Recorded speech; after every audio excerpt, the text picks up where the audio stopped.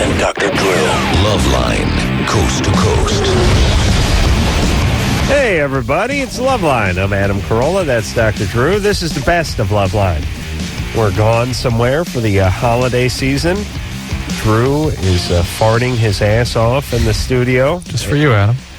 Oh, buddy. It could be worse. We could be spending 3 hours here or something. It could be worse. We could be here. That's right. I could be in the studio smelling your fart. That's right. No, wait a minute, I am. Mm-hmm. All right, who's first up tonight? Deftones. And who's with the Deftones? Cypress Drew? Hill, very nice. Then Third Eye Blind coming up. And actually, Stephen Jenkins from Third Eye Blind. Who I found out my wife has an insane crush on. I had to tolerate that. And you were all right with that? Yeah, I can put up with that. But she wouldn't put up with it if you said you had a crush on... She wouldn't put up with it when Tyra Banks sits across the counter from me. You should point that out. I have pointed that out. Point out the hypocrisy in your relationship to her, and please. Okay, so... Enough. Steph is here from the Deftones, as well as Be Real from Cypress Hill. Joe. How you doing, man? Good. You're 29. What's up? I'm 29, and I listen to your show a lot. I like both of you guys quite a bit. I have true respect for your fortitude. You talk to a lot of idiots. Thank you. Yeah, whatever. Thank you. Yeah, man. Like the thing I wanted to talk about is I am totally marijuana dedicated. Mm-hmm. But I'm 29. I own my own business. I got really nice insurance, and I want to stop. But I want to talk to my doctor about it. How do I talk to my doctor about? Because I'm pretty sure I'm on the marijuana maintenance plan. Yeah. So you know what you need to do? You need to ask your doctor for a referral. You're on HMO, though. That's what somebody told me. Is that right? Yeah, I'm on that. I bought really nice insurance. Well, HMO doesn't imply necessarily really nice. But be that as it may, you need to talk to someone who has an addiction medicine certification. Your doctor probably will not understand exactly what's needed to take care of this problem if you really are serious. An osteopath. Do you think that might be? No, you need to talk to an addictionologist because it's a tricky problem, and it's not something that if people really haven't dealt with it, been through it with people, no way they can advise you on how to deal with this. So you need to talk to a psychiatrist who has addiction medicine certification. I missed the problem. He's smoking. He smokes so much pot, he wants to stop. Okay, I listen to you guys, and I listen to you a lot. He wants to stop. What's wrong? You guys talk to these people who are complete fools. Hey, I'm 31. I'm 31. I get high every day. I'm not a fool. And what's that, Joe? Okay, it's check all it out. right. I listen to these people and I go, at least I'm not them. And as I light my 5th joint for the day. Yeah, I do more than that. You'll be all right. Yeah, but he's not in a band. He's trying to run a business. Right. Makes it I got to remember to do things. Here's the two. Write them down. The two most. Writing them down is a great way to. Hey, get I just things thought done. of a good idea. Scratch pad on the bong. Like one of those Marks-a-Lot magic erase boards on the bong. Like that memento guy and just tattoo yourself. Yeah. Well, hey, look, it's go to work in the morning. It's no doubt that it's for some, and sometimes it ain't for everybody. If it's not for him, then well, and so be it. And sometimes let him do his thing. Sometimes it's for some for a while too, and then it's not for them anymore. That's usually what happens. It stops working, and that's when people start to smoke more pot, and the acceleration in terms of the feelings of depression, anxiety, and sleep problems, and not being able to find your car keys. I'm sure that's a big one, Joe. Oh, yeah, or forgetting your appointments, or... Dude, I have grandiose dreams for my business. I could... You can't do them. Yeah, you can't do them. Like, I have these great ideas, I write them down, I look at them, and the next day I'm like, oh my God, I must have been high. Or I make business deals when I am high. Baby steps. You got to do everything bit by bit. You can't have it all tomorrow. And what happens in those deals? Oh, like, sometimes I just kind of underbid myself. Yeah. Stay and then focused. I go through the deal, and I get to the end, I'm like, oh my God, this is how much money I made, I must have been high. Yeah, you got to stay more focused. Most likely I was high. Yeah, don't blame the weed. Don't blame the weed. No, the weed's good. Don't give it a bad name. Everybody functions different off of it, No, it's so. I know guys who smoke weed all day and they go to work and they're fine. And everyone's fine for a while, and that how long that while is 1 year for some, 30 years for others. But you have to admit, if you weren't high all the time, there'd be times of real quality production, and there'd be times of laziness. It would be there anyway. Yeah. So, Joe, the problem is that the first 6 months of abstinence after you've been on a maintenance program, there's a period of very high risk for actually suicide, believe it or not. The biology of recovery of the brain during that time makes people very, very depressed. All right, so talk to the and specialist. The staying stop part, Man, I bet is extremely difficult. You told him to go to the He needs to specialist. join the Kush school, and we'll, fix that problem right quick. We'll go rehabilitate him. Yeah, you'll have him on brownies. Hey, you're not smoking weed anymore. See, you're Shut not up. smoking. Joe, Yeah, you're 21? that is correct. What is up? All right, probably about a month ago, I ordered a Dr. Bross's Miracle Penis Pump, one of those type of deals. Sure. Good times. Yeah, it was about probably my second one that I bought, but this one I kind of took, like, Now, this is something I never wait, hold on a second, Joe. This is something I'd never contemplated. The penis pump? No, the second penis pump. Yeah. What happened to the first one? I just kind of lost interest with it. I was. And what, this one was a little more colorful or something? You like the design on it? It was a lot cheaper. The seal was better. It had like a hydraulic pump. But didn't you sort of convince yourself on the first one that it wasn't going to do anything to you? Or is this for pleasure? Is this for... Maybe outgrew the first one. Actually, it does work, despite whatever you guys think. It does? What does it do? Well, what it does is, it's not like it's causing an erection. What it's doing is it's taking blood there, and it's kind of stretching it out. And it's almost like, how it works out when you lift weights, how the muscle repairs itself. It's not a muscle, but still. Yeah, it's not a muscle, so that has nothing to do with this. But still. The skin has to adapt to the new, pressure that's been put on it. But That's right. So you get skin hanging off the skin hanging off the tip of the penis. This is like giving your colon a workout by eating a lot of meatloaf. I mean, isn't it? I mean, using the same logic, hey, I'm really packing a lot of tough food down there, hard to digest. So I'm really giving that muscle a good workout, so I'm going to have a super colon. And that isn't more logic because there is muscle in the colon. There's no muscle in the penis. You saying I got a plan? Dr. Carolla's meatloaf. I don't know what kind of plan, but... Hey, Joe? Yeah. So let me ask you, you used a penis pump, and you say it's not like an erection, but when you remove it, do you have an erection?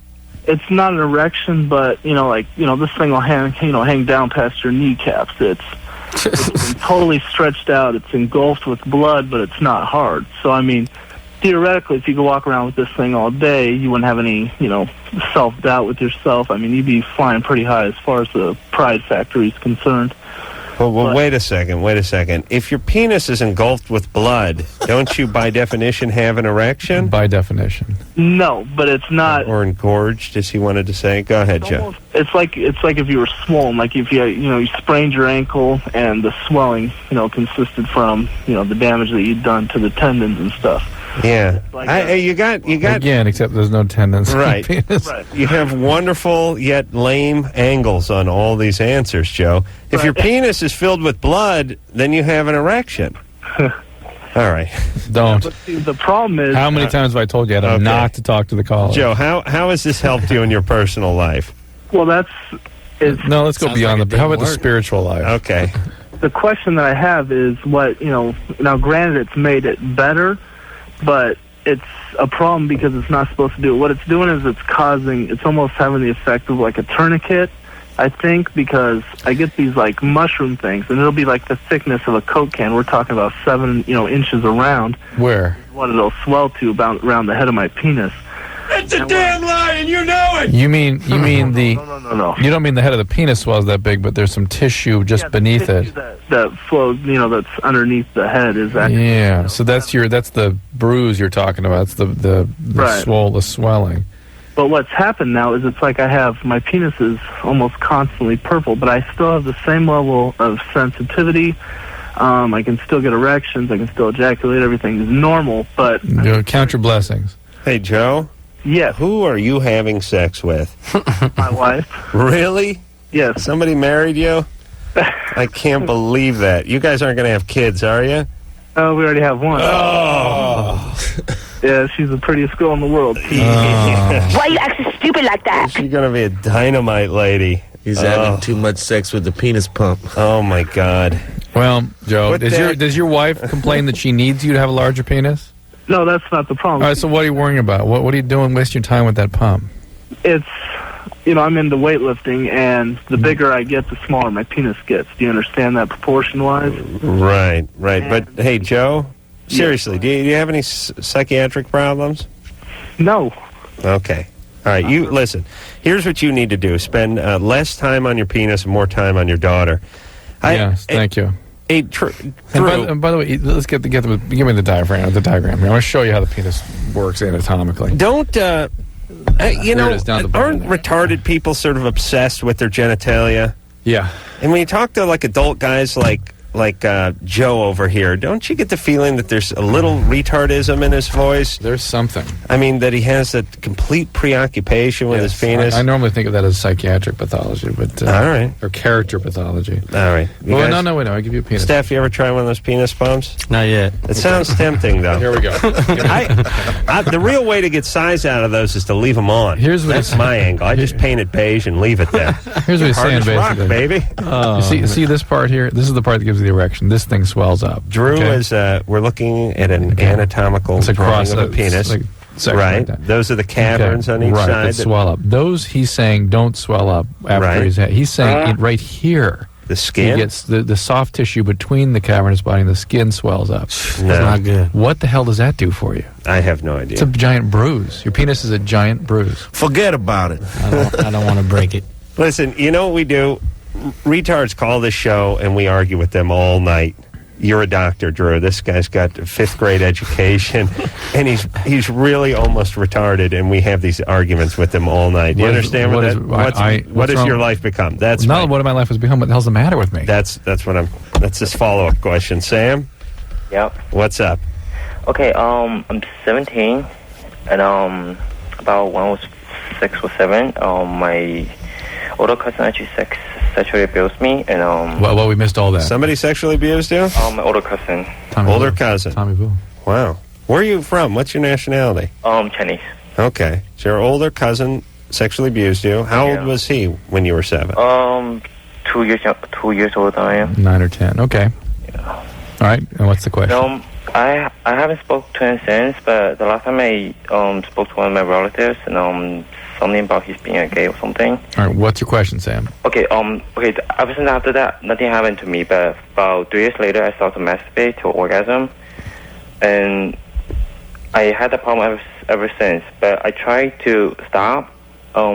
Your problem is that you masturbate until orgasm? Yeah. That's a problem. Yeah. That's a goal. No, I mean, it's not, yeah, but it's like 3-4 times a week. That's a problem. Why is that? That's a little light. That's what he's saying. That's nowhere near Adam's usual pace. When I was 17, I had that by noon on Monday. Understand? Okay, that's his brunch. Yeah. Does that do any real damage to you, like physical-wise? Jesus, I hope not. Masturbating a little bit?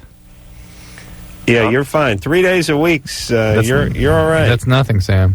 Okay, people that are sexual damage to you? What? Will it do any permanent damage to you? Like, I mean, not speaking now. I pulled a calf muscle once, and I don't think it's been right since the 11th grade. I really mean I walk with a little limp. Sam, I want you to be very clear. This cannot hurt you. Not only cannot not hurt you, you're actually doing it less than many of your peers. Okay. Do you understand that? Not your Chinese peers, but your other peers at school. Like, okay. You know. Yeah, So hang on a second, Sam. Listen to this, Adam. Seriously, when you were 17, how many times a week? Seriously, conservative. I can't really even calculate the week because, see, here's how I could figure the week out. If there were 10 days in a week, it'd be easy. It'd be like, okay, 8 times 10, 80 times a week, you know. But the 7 screws me up, you know. Just give me a number. Because I'm at and plus I don't go in whole numbers because I average like 6.7 times a day times 7. I don't even, what's that, 190? I don't even know what that was. For Sam. Oh, for Sam? A rough estimate. 45, 50. 45 times a week, Sam, was Adam's pace. That was during the school year. During the summer, I'd step it up about 25%. You know, days were longer. You think he's kidding. He isn't. No, because, well... Sam, you're fine. The mind is a terrible thing. I know, yeah. Okay, my other question is, if I don't know if I should keep this up, but, for example, 10 years from now, will I have, any problem with kids and anything like that? No. Sam, how many different ways do we have to tell you this is normal? Right. All right. You're going good, buddy. Well, thanks. Relax. You're doing good. All right. So take care of yourself. Problem with kids. Well, his chi will have been sort of depleted, see? Yeah, what happened to all the semen? All the chi is gone. Well, wait a minute. Sam is Chinese, so he's got some of that chi. That's the point. Right? Yeah. Yeah. That chi thinking.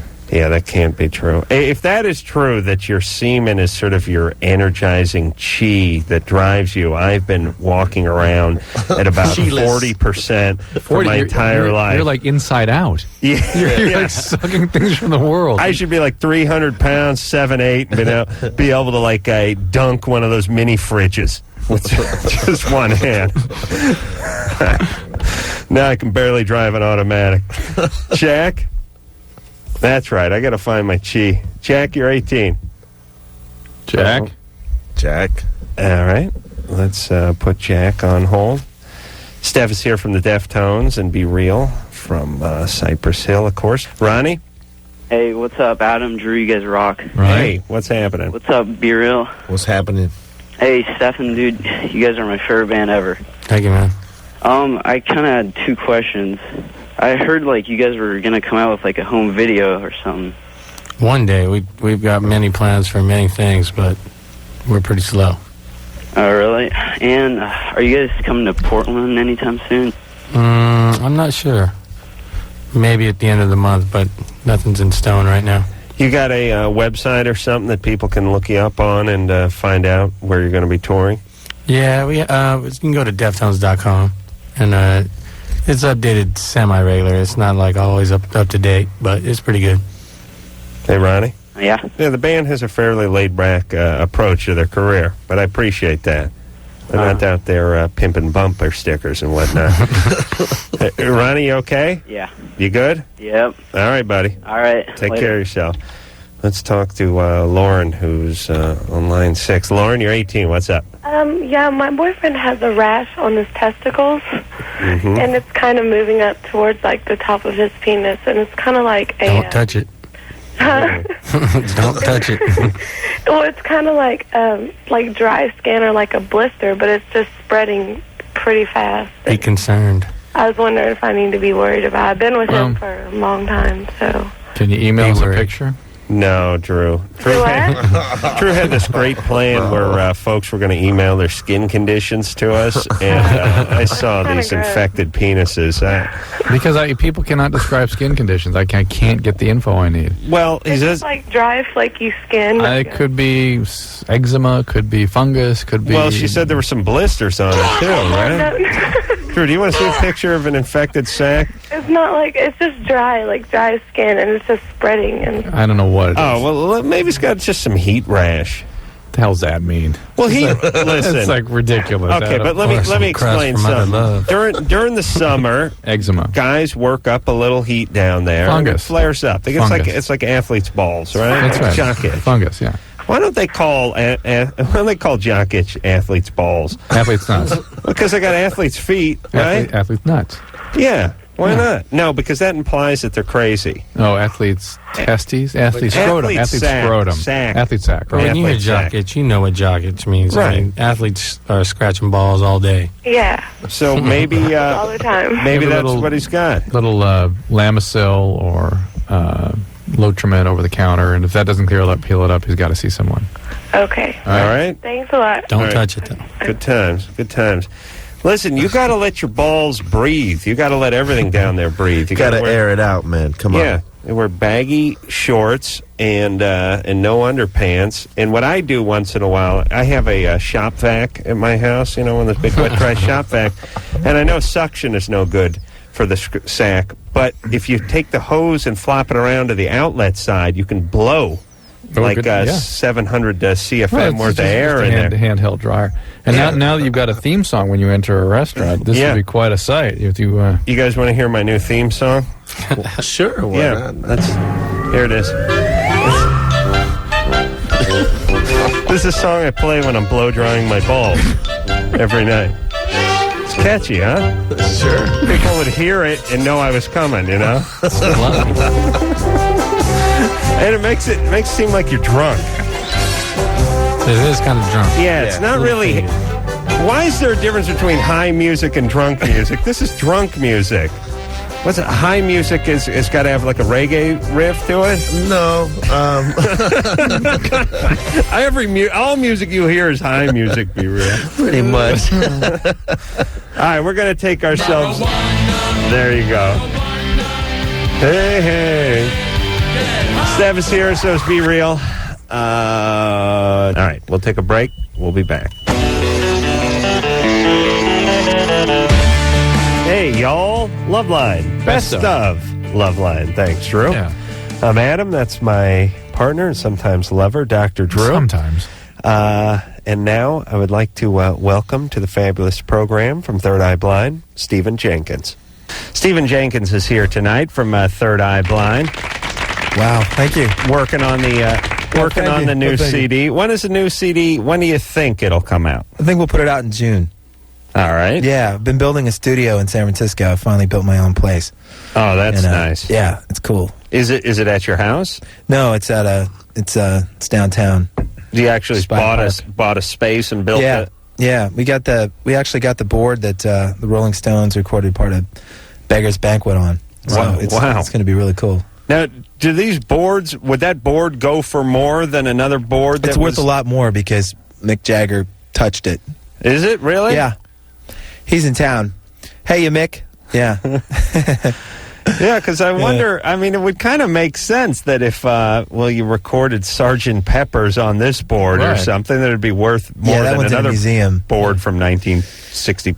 Yeah, but we built a studio, and it's going to be great because it means the clock's not ticking, and you get to do totally your own thing, and so we're going to make the record that we really know we can make. But do you... I don't want to play devil's advocate here, but personally, I need a clock ticking. Otherwise, I don't get anything done. Do you know what I mean? Like if I had my own space and someone said, "Come and go as you please," I'd never come in.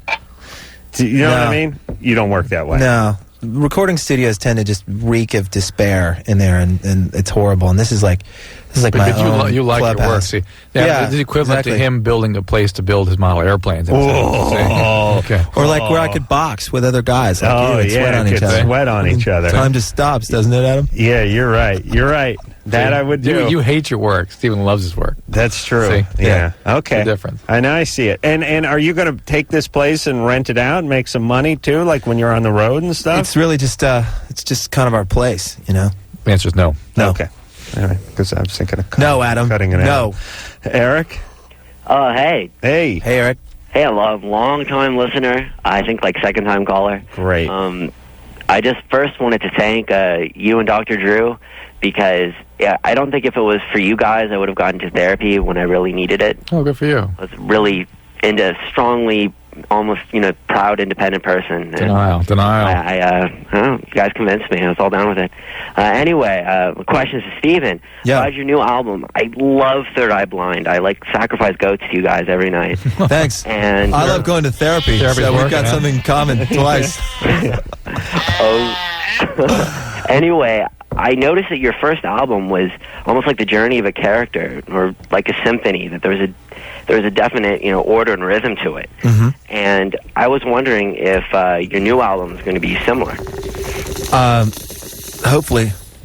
I mean, I like to make albums that you can listen to all the way through, and if not, then they're just collections of songs, and that gets really boring. So.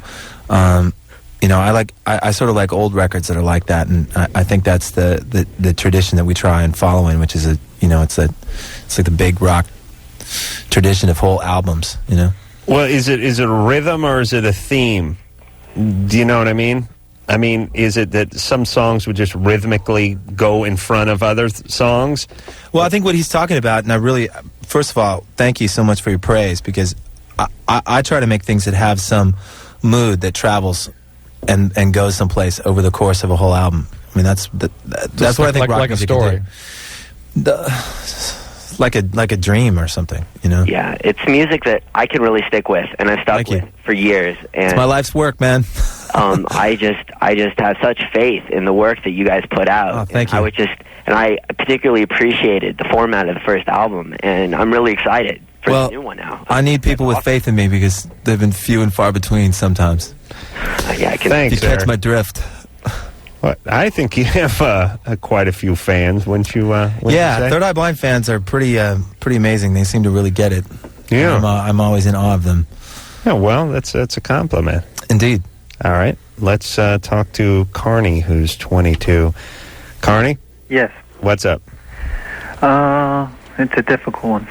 All right. Well, kind of. Oh, yeah, from last night, you're talking about who hit 61 home runs. That was a Yankee? That's Roger Maris. Yeah. I know. That wasn't so difficult. I know. We figured that one out. I had a brain freeze, and Drew had Drew's brain. So we were left without one for that night. Well, my question was, I've been dating this girl for 6 months, and she told me about a week ago that she still has feelings for her first love. And he lives in the same town. She visited him like once already, and he hasn't seen me for over a week. All right. That one's over. That's right. That's done. You have to get back to your first love, which is masturbation. No, All right. I mean, you have to get on. You got to get on with your life. Well, that's what I mean. Well, yeah.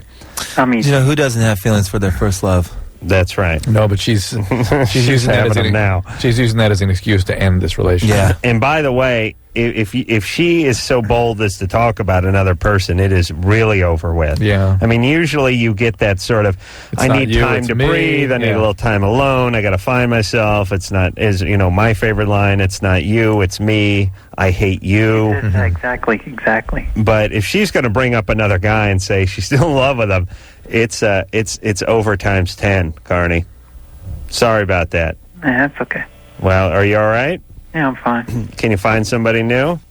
I got a couple of people in mind. Okay. Hey, Carney, it's going to feel a lot better when you say, you know what, I think we should call it quits.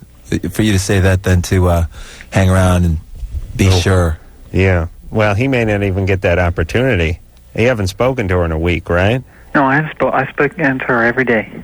Every day? She calls here.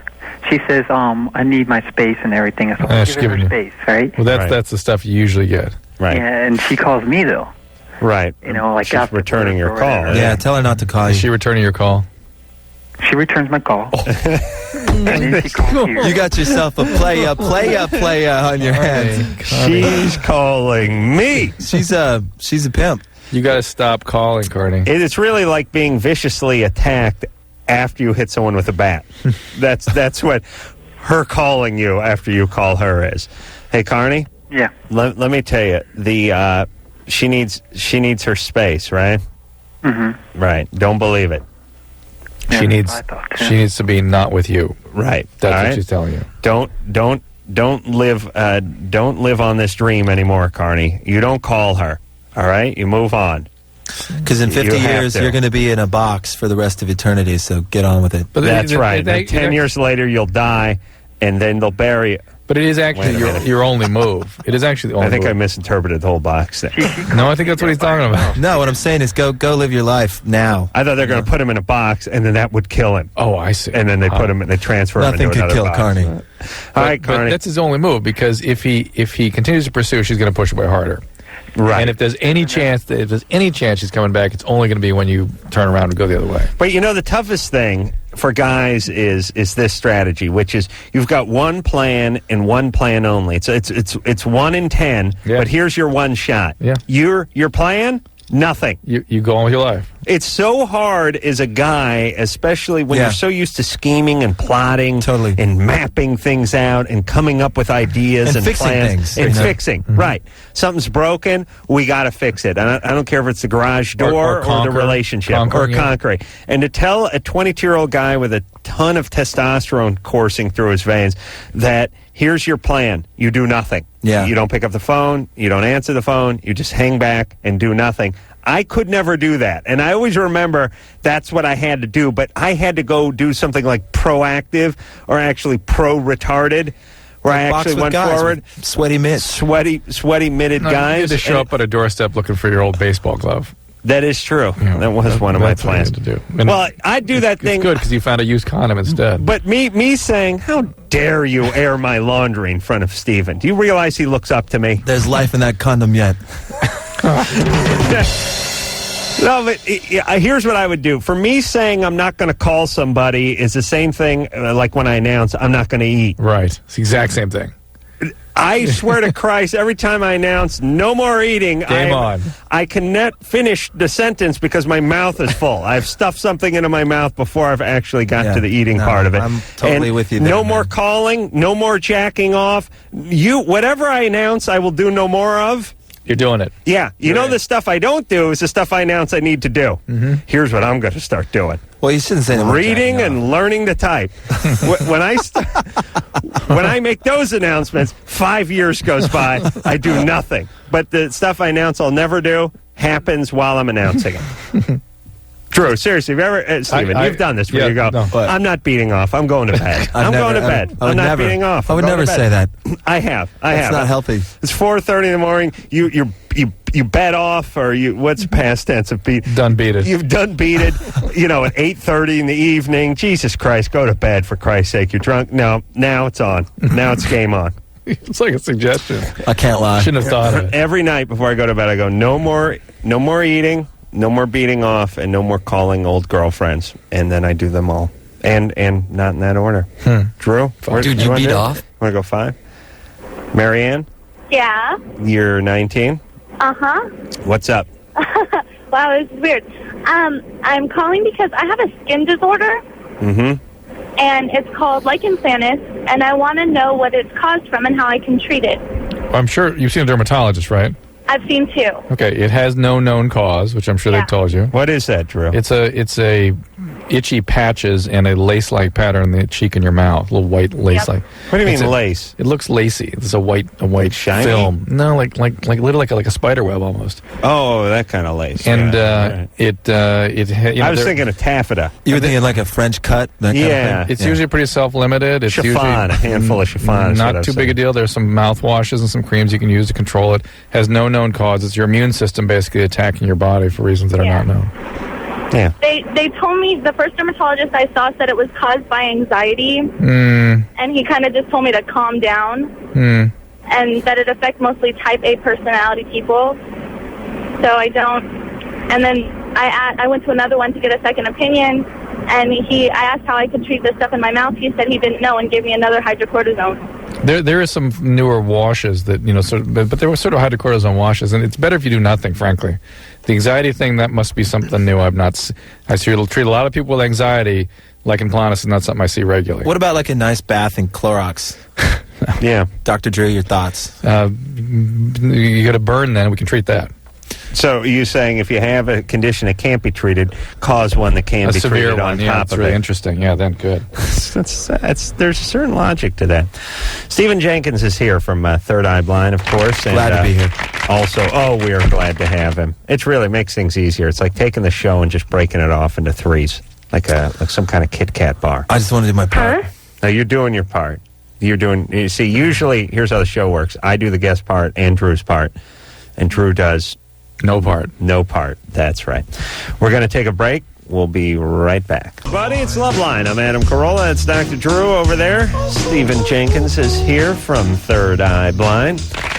Wow, thank you. Working on the new CD. When is the new CD? When do you think it'll come out? I think we'll put it out in June. All right. Yeah, I've been building a studio in San Francisco. I finally built my own place. Oh, that's nice. Yeah, it's cool. Is it at your house? No, it's at it's downtown.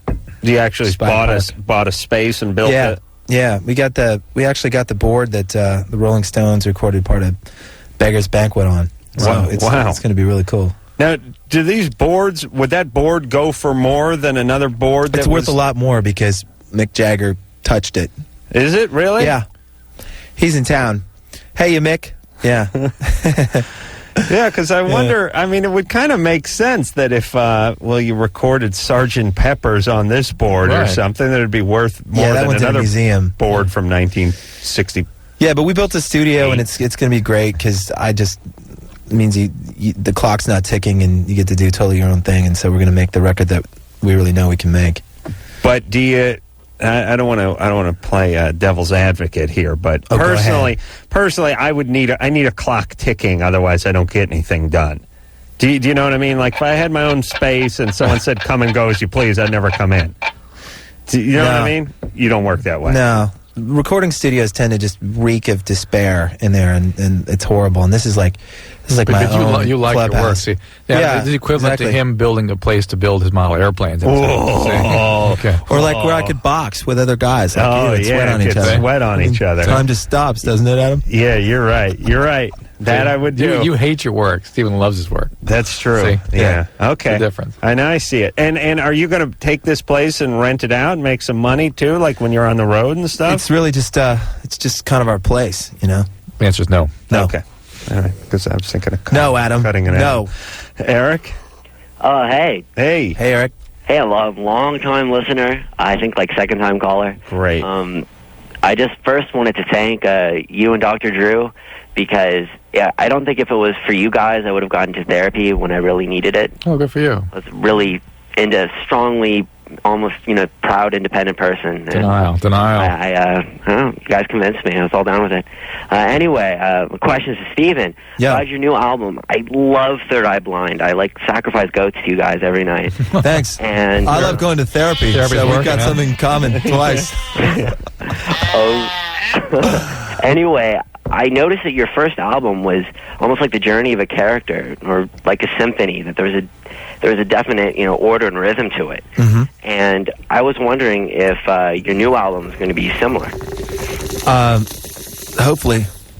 I mean, I like to make albums that you can listen to all the way through, and if not, then they're just collections of songs, and that gets really boring. So.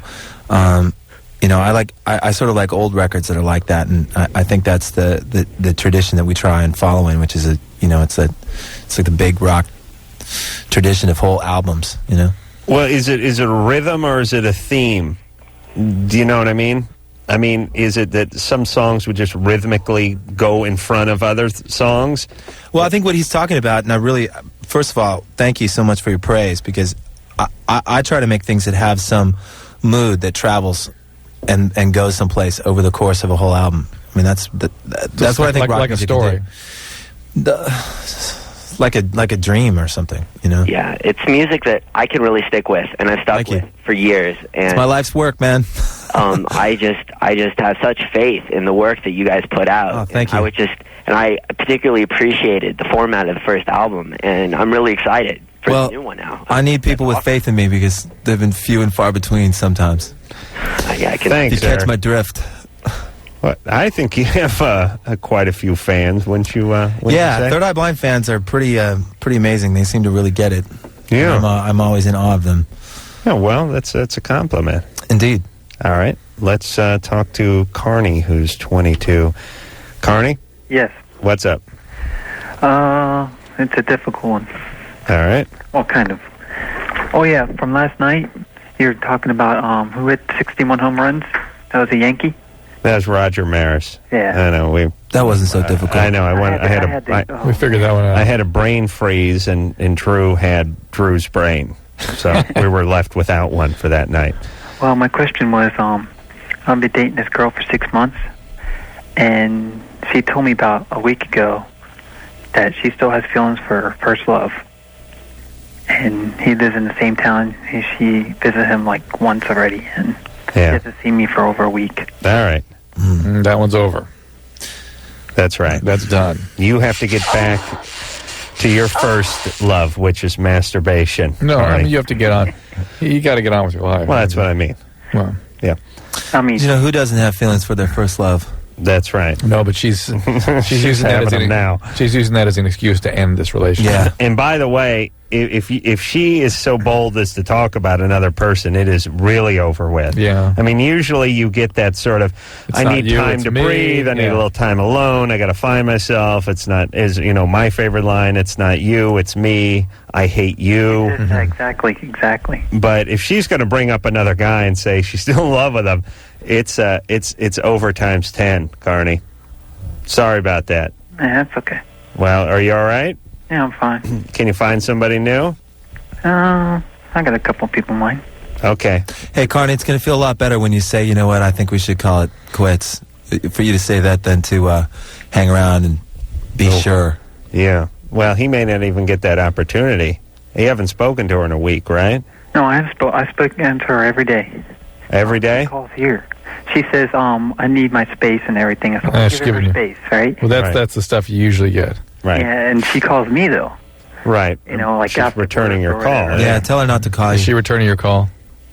She returns my call. And then she calls here. You got yourself a playa on your hands. She's calling me. She's a pimp. You got to stop calling, Carney. It's really like being viciously attacked after you hit someone with a bat. That's what her calling you after you call her is. Hey, Carney? Yeah. Let me tell you, she needs her space, right? Mm-hmm. Right. Don't believe it. She needs to be not with you. Right. That's all what right? she's telling you. Don't live on this dream anymore, Carney. You don't call her. All right? You move on. Because in 50 years, you're going to be in a box for the rest of eternity, so get on with it. But that's right. Then 10 years later, you'll die, and then they'll bury you. But it is actually your only move. It is actually the only I think move. I misinterpreted the whole box thing. No, I think that's what he's talking about. No, what I'm saying is go live your life now. I thought they were going to put him in a box, and then that would kill him. Oh, I see. And then they put him, they transfer him into Nothing another could kill box. Carney. All right, Carney. But that's his only move, because if he continues to pursue, she's going to push away harder. Right. And if there's any chance she's coming back, it's only going to be when you turn around and go the other way. But you know, the toughest thing for guys is this strategy, which is you've got one plan and one plan only. It's 1 in 10, but here's your one shot. Yeah. Your plan, nothing. You go on with your life. It's so hard as a guy, especially when you're so used to scheming and plotting and mapping things out and coming up with ideas and fixing plans. things. And Yeah. fixing. Right. Something's broken, we got to fix it. I don't care if it's the garage door or the relationship or conquering. And to tell a 22-year-old guy with a ton of testosterone coursing through his veins that here's your plan, you do nothing. Yeah. You don't pick up the phone, you don't answer the phone, you just hang back and do nothing. I could never do that. And I always remember that's what I had to do, but I had to go do something like proactive or actually pro-retarded, where I actually went forward. Sweaty mitts. Sweaty mitted guys. You had to show up at a doorstep looking for your old baseball glove. That is true. Yeah, that was one of my that's what you plans had to do. And well, I'd do that thing. It's good because you found a used condom instead. But me saying, how dare you air my laundry in front of Steven? Do you realize he looks up to me? There's life in that condom yet. No, but here's what I would do. For me, saying I'm not going to call somebody is the same thing like when I announce I'm not going to eat. Right. It's the exact same thing.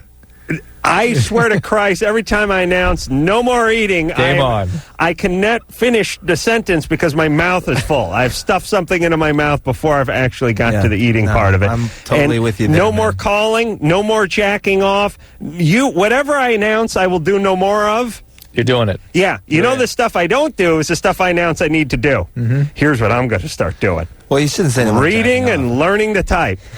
when I make those announcements, 5 years goes by, I do nothing. But the stuff I announce I'll never do happens while I'm announcing it.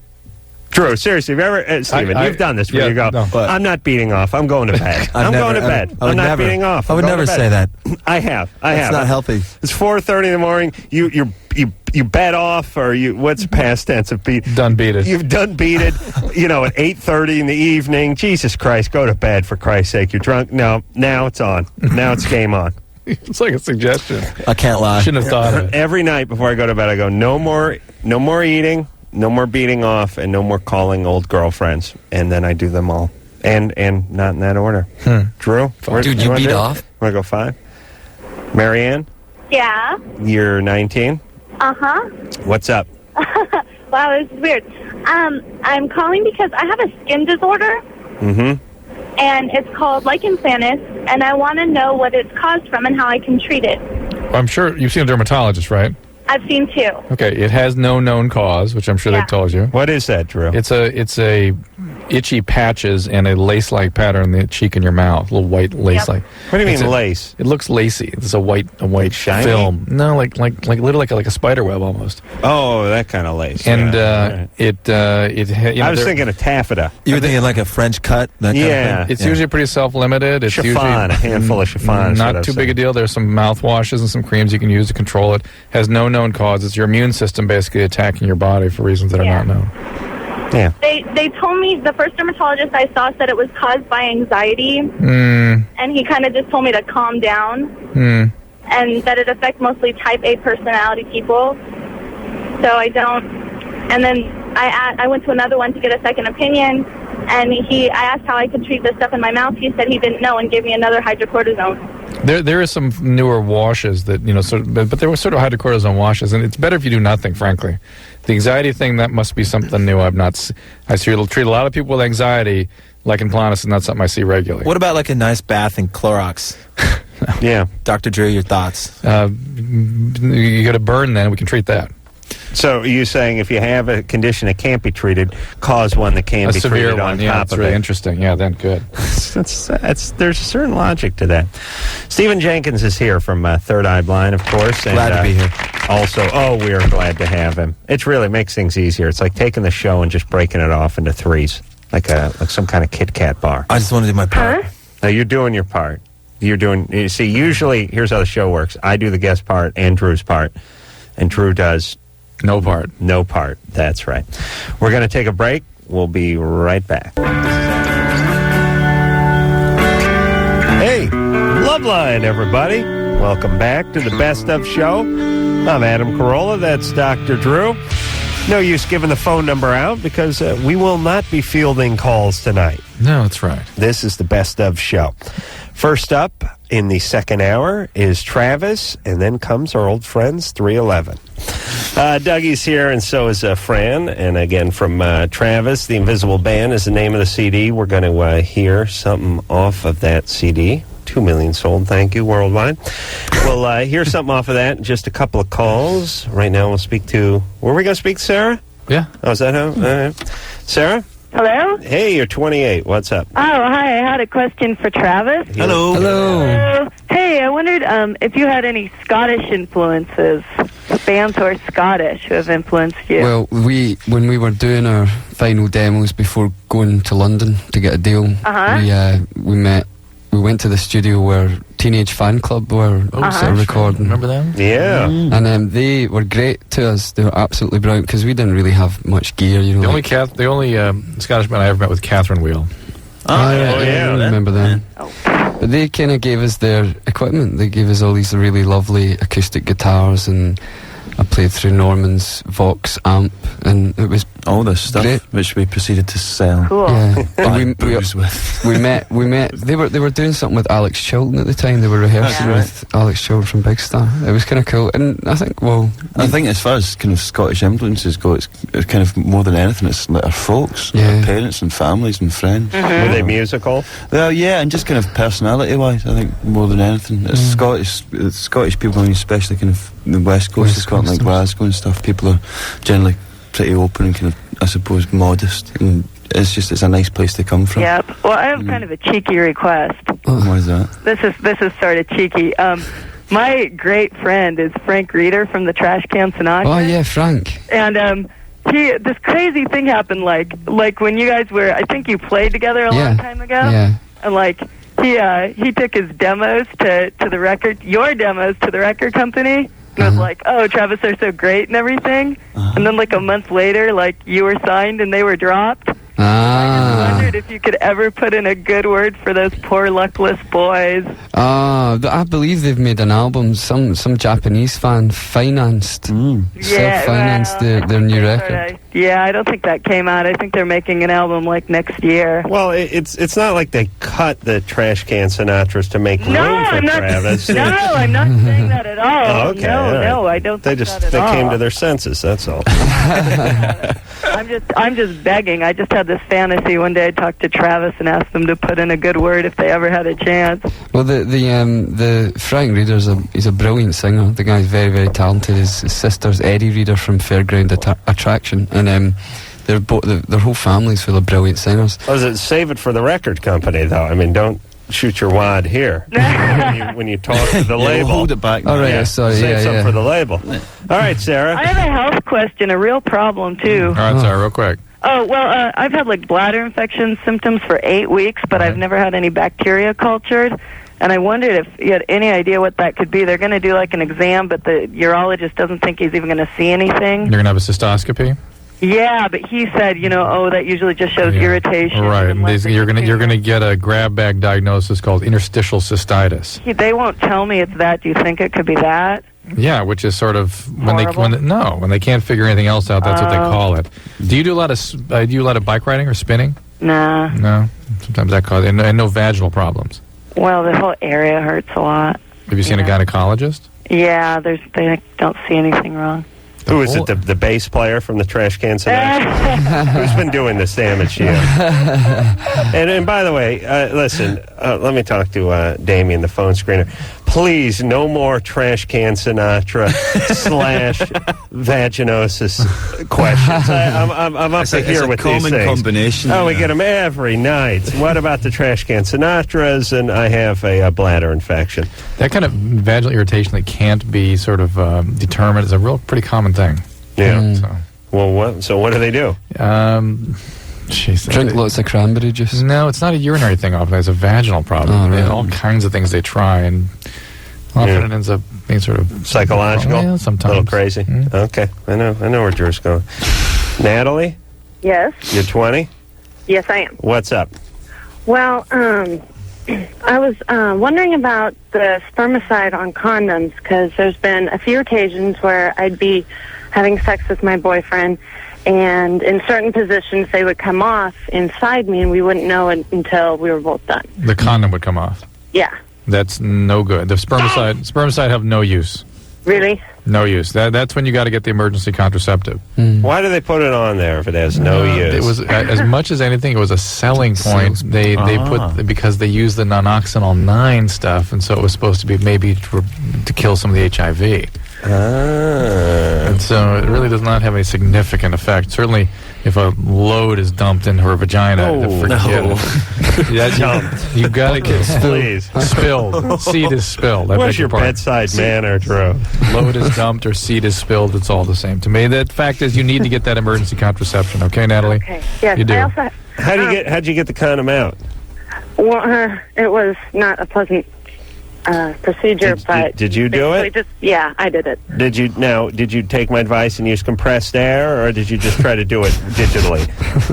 Compressed air will get it out faster than almost anything. I just went in and got it. I see. And where are you going to get the emergency contraceptive from? Probably from a local clinic. Okay, well, keep that in your medicine cabinet, all right? So you Okay. I also had one more question that Sarah actually kind of brought to my attention. I heard that the symptoms for a urinary tract infection was also the same symptoms that you could find for chlamydia. Is that true? True.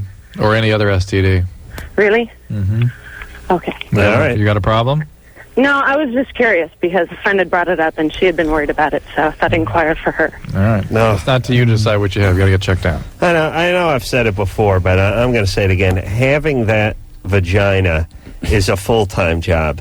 I mean, it is. It's like you driving, a vintage Jaguar for your daily driver. Right. Just a hassle. I mean, it's great. It's great when everything's working great, but it's not an everyday car. It's a Sunday car.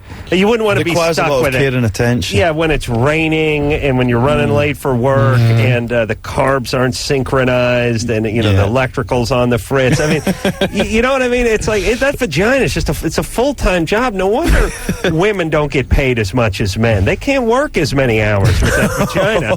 They're constantly attending to it. Teams of people standing by to help them. You need a staff of people like I say. You need like an entourage for your vagina. A vagina mechanic. Yeah, I mean, like I said, Just if you open up the hood and just poke about. it's like driving an exotic car every day. And you just can't do that. No, you just can't. And what we have in our pants is a nice Camry. If you're lucky, maybe. Yeah, actually, I got a Mini Cooper. I got a Tercel. Yeah, I was going to say you have I got a beige Tercel with no air. No power, force feed, no power windows, no power door locks, AM radio. Anti-lock brakes. Has it got Yeah, it stops fine. Does it have an alarm system? No one will try to steal it. Right. No, I came out one morning, some kids were poking around, I told them to beat it, and that was it. No one wants it. Why put an alarm on it? I leave the underpants open at night. I don't want anyone breaking into it. All right. Oh, spare balls in the trunk. Space saver balls, though, the little ones. Yeah. You know what I mean? Yeah. It doesn't look good at the beach. All right, let's take one more call, and then we'll hear something else from Travis. Chuck? Yes. You're 30? Yep. What's up? I'd like to say you're great, and hi to the band. Hello, Chuck. How you doing, mate? And you got a new fan. Oh, cool. Thank you. And it's amazing how when people with really thick accents sing, their accent goes away. Yeah, I know. Okay. My question is for Dr. Drew. Yep. I kind of have two different problems. And I'm wondering if there's a correlation between the two of them. I'm on antidepressants. Right now I'm on Wellbutrin and Buspar. Mm-hmm. And I've been on probably a dozen different types of antidepressants within the last year, because what happens is they work for a short amount of time, sometimes only a week or two, sometimes 2 or 3 months, and then they stop working. Right. A couple times, like when I was on Effexor, they tried to keep bumping it up to make it work. Right. And it actually had like an adverse effect. Okay. Have you heard of that? Oh, yeah. I mean, you're describing a situation that's I see commonly. Okay. And one time and it's usually, I'm surprised they've not been recommending ECT to you, shock therapies. A what? Shock therapies, has that come up at all? Shock therapy? Shock therapies. Have that been brought up to you at all? No. They just keep on putting me on different medications. Why shock therapy, Drew? Because he's describing a situation that when there are certain people that don't respond to antidepressant medicine very well. They respond for very short periods of times. And these people do respond to shock therapies, which has sort of been shown now to be quite effective and efficacious. I have to deal with this a lot with people that did a bunch of acid. Because people... That was my next question. People that did a bunch of LSD have such severe depletion of their brain chemicals that the antidepressants can't support it, but the shock therapies do. Yeah, it's kind of stigmatized, the shock therapy, though, right? It is, but it's you're we've all seen One Flew Over the Cuckoo's Right. Yeah, it's nothing like that. It's just running It's a worse. current. It's much worse. Yeah. It's nothing like that. When I was 19 to about 21, I did massive amounts of LSD. To the point, I mean, like almost every single day. There you go. God, that is a lot. And I was wondering, that was my question, if there was a correlation between the two of them. I see it all the time. And my experience has been that you really got to go down towards the shock therapies to get some response, because these are disabling depressions from LSD. All right, and there's a lesson to you, kiddies. You got to pay the fiddler at some point. I mean, you cannot just get high, incredibly crazy, out of your brain high, constantly for long periods of time, and expect not to change your brain chemistry. That's right. I mean, you're altering your brain so many times. It just stands to reason. Even a lay people can understand why it would then be altered permanently at a certain point. Because it forgets what it's got to go back to. What made you stop taking acid, or have you stopped taking acid? Yes, Chuck? Yeah, I haven't done any drugs probably in the last 7 years. I was like one of those, Did you just drift off them, or did you make a decision? Well, I kind of just, ran its course. I just, everything's fun and games when you're back, when it's, happening, and then finally you wake up one day and you realize that, that maybe this wasn't such a good idea. So I kind of, just pretty much stop. All right, so Chuck, look into the electroshock stuff, all right? Good times. All right. Yeah. All right, it'll help you. It does work, yeah. Okay? Thanks a lot. All right, take care of yourself. Oh, all right. Yeah, that acid, it just, you can do whatever you want a couple of times, but you just can't do that stuff all the time. Not for 2 years. There are many people that get that after a few exposures. Right. But we call those lightweights. Call it what you will. All right, but they're bound. They're just weak people, weak-minded people. I have no sympathy for those people. But the people who abuse it, they got to stop.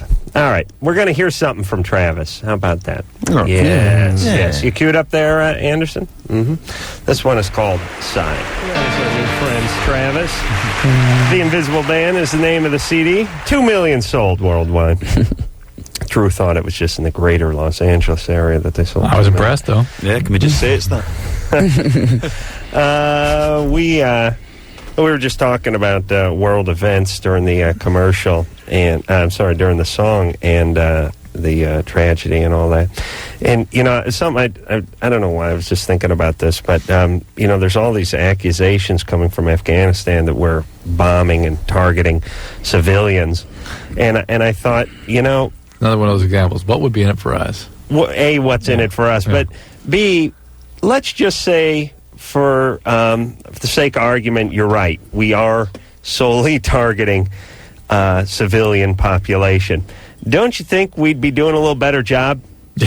You know what I mean? That's right. Like, let's just use your logic. All right, we're going after civilians. Hey, if we were going after civilians, we'd take out the whole goddamn country would have been gone by now. Yes. The reason it's taking us a long time is because we're sort of picking our targets and trying to surgically do our thing. And yes, civilians get caught in that. But if we were in fact going after them, we'd just start some carpet bombing with the B-52s, and the whole place would be burning right now. So use your logic and think about the arsenal we have in its proximity to where you are, and if we were going after them, every hospital, every church, and every village would be burning right now, obviously. The whole thing's so political as well, though.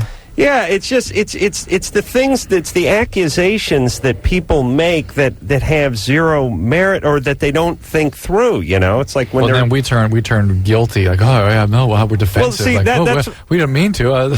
No, that's the problem. Yeah, I think somebody should look somebody in the eye and say, you really think if this country was intending to get civilian targets, we wouldn't have more than this by now? Yeah, we'd have the whole country. The thing is, you don't even know. Knowing you're not. We're not told anything. No, not really. But I'm fine with that. Have you seen the press conferences that the Pentagon have been having, and they just can't really answer anything, because if they were to answer anything and say exactly what they've been doing, then they'd be telling the enemy or whatever. So it's futile. What I'm massively opposed to, and I think we both are, because we've been going from hotel to hotel across America. CNN, and it's just it's the fear thing. It's like the volume of making everyone really, really, I don't know, is it overly afraid, or is it kind of... There's nothing more harmful for anybody, wherever they're from, than to live in a climate of fear. That's something that is harmful at a very completely fundamental level. I stretch it out, It's never really happened in this country before, but it's happening now. I know, but it's I don't know, it's kind of stretched out. There's there came a point when there just seemed to be filling space until it's weird. It's kind of what the news does wherever you're on. It's kind of sensational. It makes you feel generally you're given bad news all the time, and you're made to feel afraid, so that you run to government or to anybody in a position of authority for security. Well, maybe I'm being naive, but I wonder, and maybe this is just my personal feeling, because I'm not really scared, but I'm definitely interested in talking about everything, and I know everyone's concerned, and I know it's a topic that's on everyone's mind, but I wonder, and everyone says we're in fear, we're a nation in fear, but I wonder if you just stop people if they're actually really fearful. I think it's more that they're interested in it, it's provocative, and I think I'm not saying they don't have some sense of fear, but I don't think this country's paralyzed, I don't think most people you come across are walking around in fear. No, and I don't think they should. I don't think that fear's a constructive thing ever. No, and I think it's talked about more than it's feared. Do you know what I'm saying? Drew, you're such a puss. Please, you're driving me nuts. Here's what I'm saying, Drew. I know we have reason to be concerned, and I know there are people that are fearful, and you're fearful yourself, but you're not really. You're not fearful. You're not walking around in agony. I think if you have kids, it feels totally different. If we're just me, bring it on. Right. But when you have kids, you are walking around anxious 24/7. No, but Drew, that's your half. That's because you're half Jewish. No, that's all the other parents we talk to. Other people come to my office and complain about it. Don't you think there's more talk about it than there is? It's going to happen to me. Do you know what I mean? How many people actually think something's going to happen that's going to involve them? Do you know what I'm saying? I have found there's sort of two camps. One is like, gee, I'm not taking this stuff seriously. It doesn't apply to me.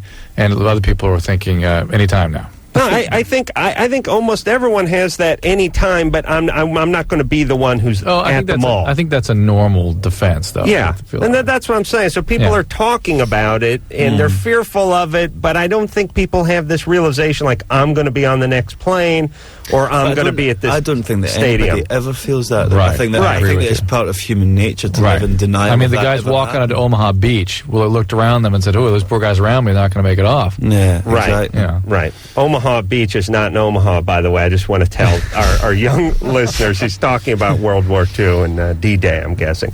All right, we're going to take ourselves a little break. Travis is here. What percentage of our Stone listeners do you figure Omaha Beach was in Omaha, Nebraska? Saving Private Ryan was a pretty popular film. I thought maybe they picked it up there. No, I think they're saying Nebraska's landlocked, cruise high. I don't know. All right, we'll take a break. We'll be back. Hey, Loveline, everybody. Best of Loveline, that is. I'm Adam. That's Drew. We're warming our cockles by some fire somewhere, and I don't know what your excuse for listening to this show is. I don't know, but I don't have cockles. Oh, you don't? No. Did your old lady get the cockles? She got those too. In the divorce? Tough break. All right, everybody. Enjoy from 311, our friend Nick Hexum. 311 here tonight. We'll take some calls and then do the usual. Kevin? How's it going, man? Good. What's up? Not too much. First of all, I'd like to say Adam and Drew, you guys rock. Thanks. 311, you guys are the greatest band ever. I got all the CDs. The Blue Album is definitely by far the best, but all of them are awesome. Yeah, question. Thanks a lot. Just wondering, how many times a day is too many for masturbation there, Adam?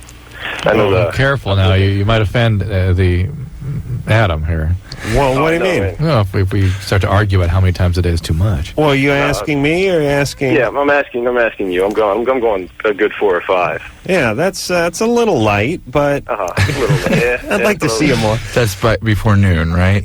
Yeah. I mean, once you guys break for summer, have you broken for summer yet at school? No, I just graduated, man. All right, so I'd like to see that step up. Just a couple. That's fine. You're 17. What? Do you have a job? Yeah. What do you do for a theme? You work the same theme over and over again? How does that work? Same theme? What? Yeah, masturbatory Is it theme. a different fantasy or a different... Oh, yeah. Lubricants. It's just to get it off. It doesn't really matter. Yeah, it's like anime. You don't mix what's it your up? theme when you pee?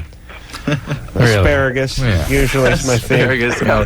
Kevin, is there a reason you'd be a sexual compulsive? Were you Theme from Mahogany sometimes. No, not really. Were you sexually abused or anything growing up? No, I'm just a 17, 18-year-old guy. Yeah, all right. That's about normal. Hey, Kevin, do you have a girlfriend?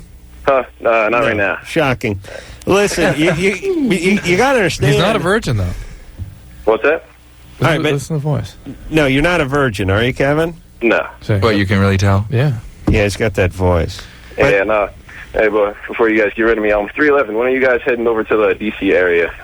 You know, we're dropping off the Warped Tour right before we get to D.C., so we're definitely going to make that up at the beginning of our next tour. Well, Virginia. You can drive down to Virginia. That's close, right? Oh, yeah, that's no problem. Yeah, I heard the Warped Tour you guys were doing. Yeah, you guys are doing the Warped Tour in Virginia? I believe so. It's some. Awesome. Yeah, it's a drive away for sure. That wouldn't be too far for you to go. All right, you can beat off on the way over to Virginia. All right, yeah, 3 times. You ever do the car? You ever do the car one, Kevin? All the time, on the way to work. Right, good times. Great. All right, I'm just worried that he'll sort of lose his motivation, and it does take a certain amount of semen to get you out of the house, get you to the job, get you to meet women. I mean, if you're totally depleted, it's hard to motivate. Right. If you stop masturbating, you'd probably just find the motivation to go out and get a girlfriend, maybe. Right. There's an element. If he stopped masturbating, we have to hospitalize him. He'd blow up. Yeah. Right. Then he'd begin raping. Ryan? Yeah. You're 21? Yep. What's up, Adam? What's up? What's up, Joe? Hey, Ryan. 311, I just want to say that you guys pretty much got me into music back when I was first listening to like Red Hot Chili Peppers and Nirvana and 311. And Peanut Man, Yep. are you there? Yes, that's me. We always roll a J for you. That's right. I always try to nail you in the forehead every time we're in that crowd, and I always miss you, man. I've wasted probably 4 big-ass joints on you. There you go. But you'll hit me that way. Try and nail you. Thanks. I'll wear headgear. But Drew. Yeah, right. I got a question actually for Drew and Adam. All right, go. About a week ago, we were partying, and it got to be really late, about 4 o'clock in the morning, and this girl did a strip show for me and my friends. And then she went into the back room with one of my buddies, and they called me in there.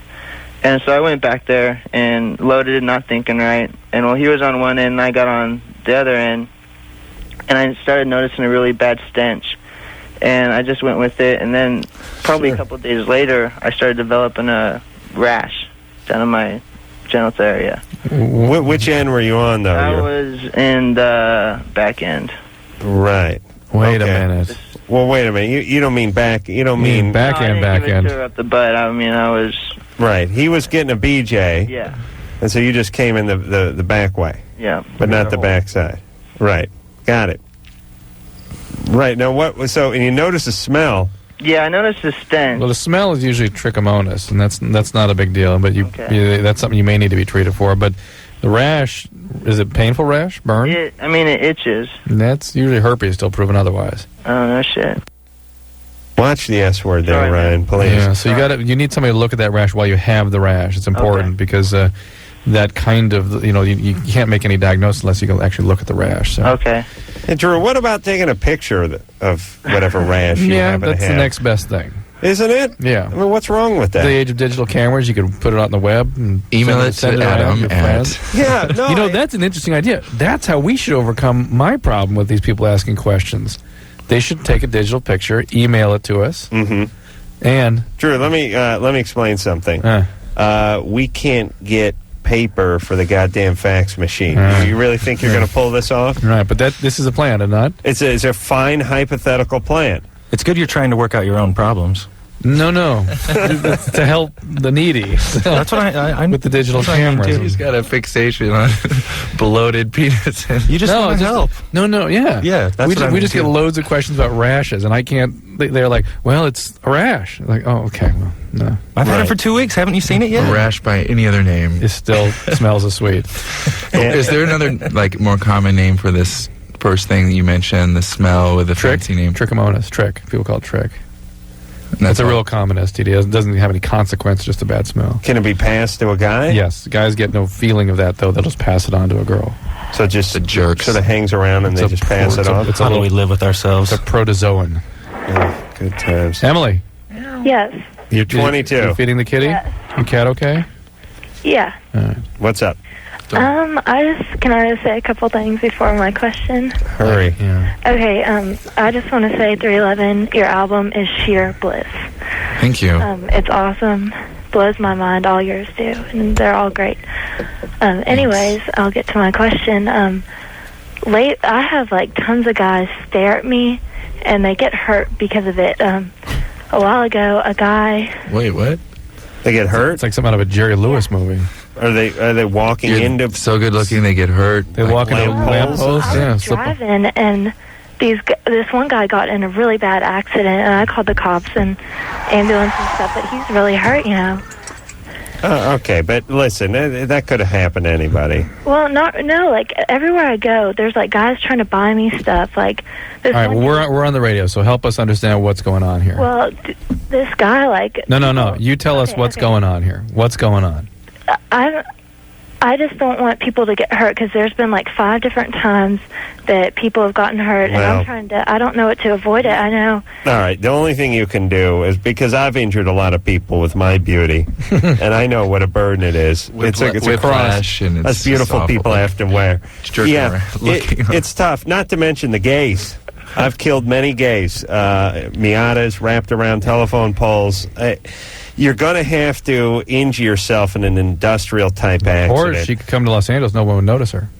You're calling from Kentucky? Yes. Well, how are you injuring people? Is it your beauty? Well, people look at me and they get hurt, get in accidents. Hey, Emily, we can't see you, so you got to help us out here and be honest. Well, Are you freakishly unusual looking? I'm a regular brown-haired, blue-eyed, regular... proportional body. I don't know what the deal is. People come and they look over at me while they're driving, or this would be the time to send a picture, like you were saying. Yeah. Email. Yeah. Yeah. Do we have an email address? No. We don't have an email address. No. How bizarre is that? All right, True. What do you want? Ann? I mean, I've done like a little bit of modeling and stuff, but I mean, still, the agents didn't notice me. But like all the guys around here sit here and like. All right, hey, Emily. we understand. What's the real problem? What's up with you? Are you retarded? What's up with you? I'm scared. I feel. You're really scared? Oh, please. I Please, feel you really called. bad, you know what this is? It's the female version My of penis the is male too call. big. Yes, I can't ride a bicycle. My Johnson is so big, I cannot ride a bicycle. What should I do? I'm so good at basketball. My wallet is too fat. I don't. Right. My eyes are so blue. I hypnotize people. Men stare. Men can't help themselves. They do. That's part of the male biology. I'm going to stare at this chick's boobs. Which that's part of what they look at. That disturbs women even more. But they'll sort of fetishize parts of women's bodies, and they stare. And if it's their own problem, if they stare while they're driving, it's not your fault. You're just going about your business. Emily, here's the way to cool these guys down. Start talking to them. I guarantee that'll slow them down. Whatever erection they had will immediately go up their own ass. I'm nervous because I'm I know. sitting here with 311 and you guys. It's a burden. I understand. So this is Adam's burden. Is making Don't beautiful go girls out nervous. during daytime hours. I think that's safe. That's only logical. Do you dress provocatively? No, I wear jeans and T-shirts. Do you own a veil? By the way, jeans, T-shirt can be provocative. That can be provocative. How about a ski tight? mask? Put a flannel shirt on. What city is it in Kentucky? Lexington. Lexington. Was she born there? That's where Chad was born. Yeah. Really? That's where Adam's favorite airport is. Yeah, the one that's really in Cincinnati. We drove to Cincinnati. That's when you started yelling at me that everything was my fault. Yeah, we well, got fogged in. it was your fault. We had no business going to Kentucky. Jesus Christ! Drew, you'll do I say anything. just wave as you're walking and mind your own business. If she was serious, she seriously has a problem. I mean, come on. Calling a radio show, asking why you caused accidents. Maybe she was one that, some people blossom late in life. Maybe she really doesn't think of herself that way. And all of a sudden she, Listen, I hate her. I don't want to talk about her anymore. Layla? Don't hold back. We don't How do you hate feel? you. We don't hate you. We do. Yes, 311 hates us. No, we don't. Layla? Yeah. You're 15. Yeah. Hey, Adam. Hey. What's up, Nick and Peanut? I just want to say, you guys rule. Thanks. I got a new CD today and it kicks ass. Thanks.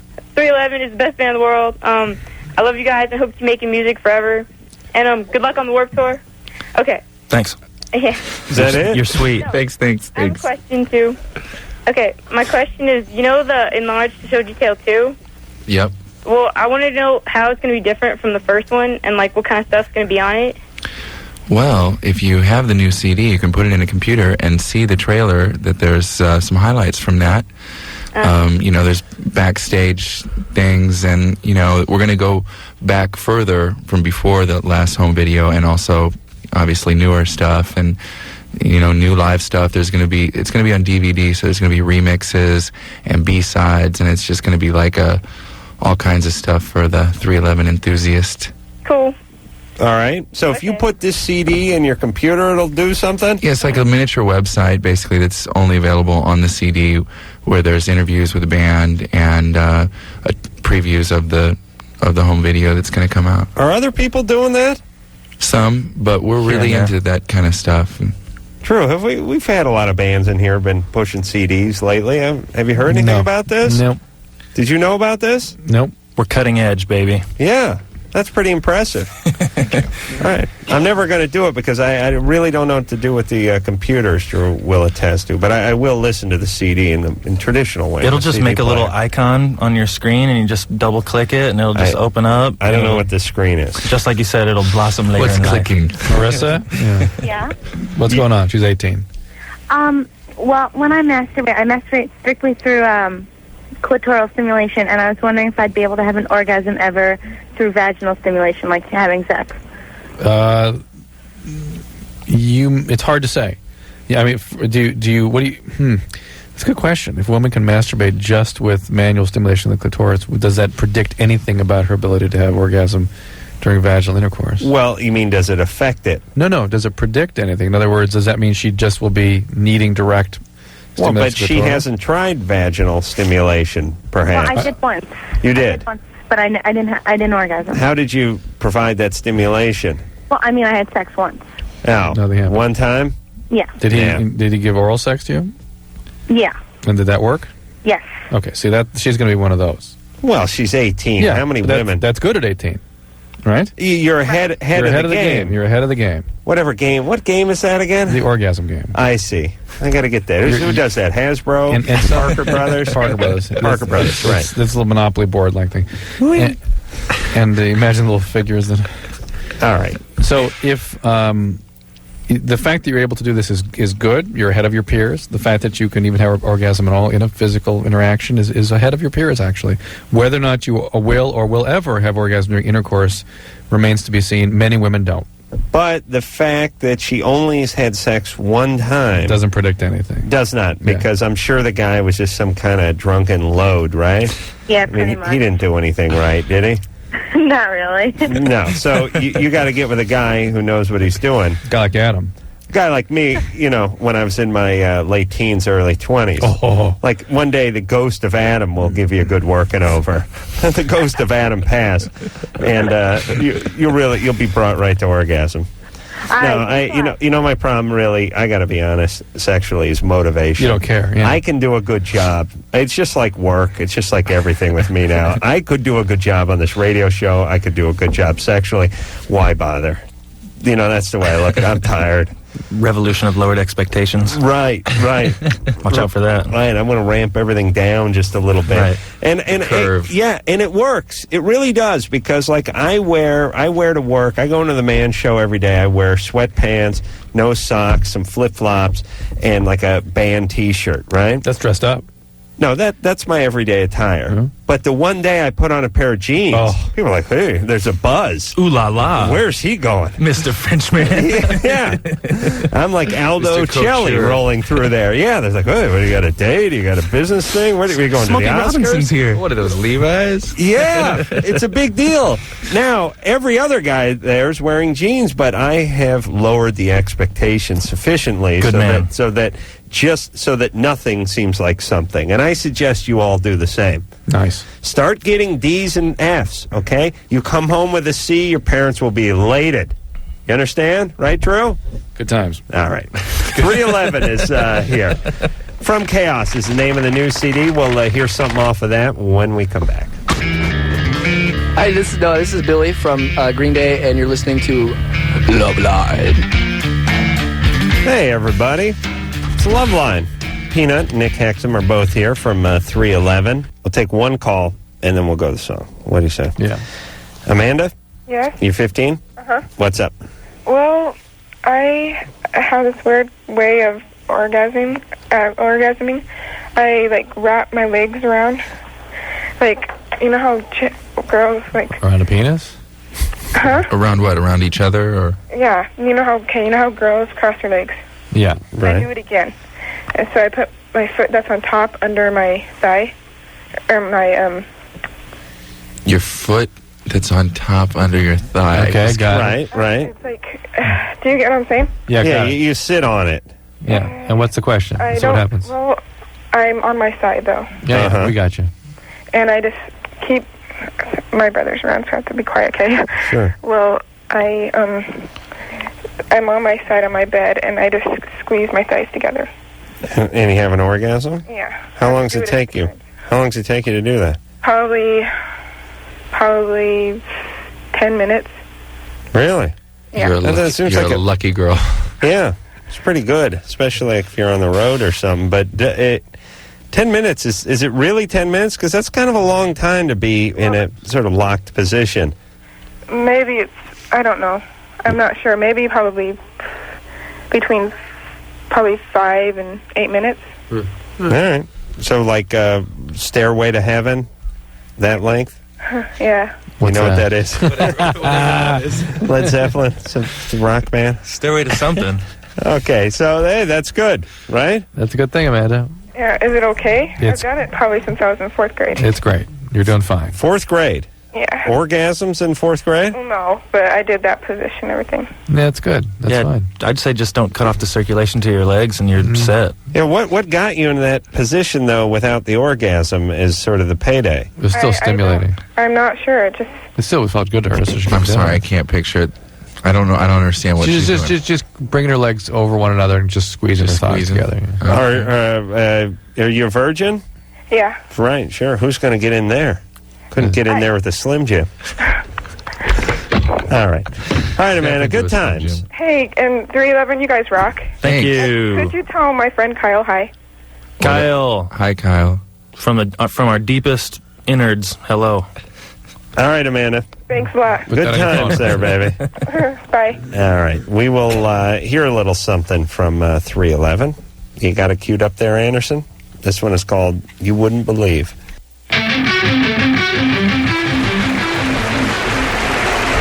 Crowd goes wild. From Chaos is the name of that CD.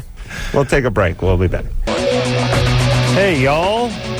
Another fabulous episode of Loveline, deep, deep, deep in the earth. I want to thank Travis, 311, Deftone, Cypress Hill, Third Eye Blind.